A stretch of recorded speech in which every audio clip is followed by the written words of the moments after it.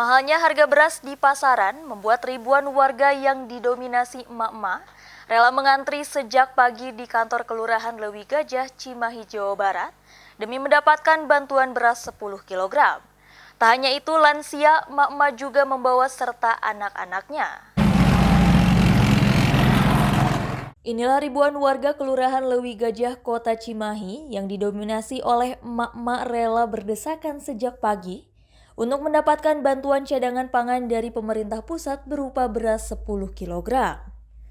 Setelah terdata, masing-masing satu kepala keluarga mendapatkan satu karung beras bulog seberat 10 kg. Warga tentu antusias karena salah satu kebutuhan bahan pokok saat ini yaitu beras sangat mahal di pasaran. Bermanfaat nggak, Bu? Ya bermanfaat. Nah, ini berapa kali, Bu? Dalam setahun dapatnya? Dalam setahun yang ke-7. Yang ke-7. Ini cukup berapa hari, Bu? Ini cukup 20 hari. 20 hari. Sementara itu, menurut petugas kelurahan, penerima bantuan beras di Kelurahan Lewi Gajah sebanyak 3.488 kpm.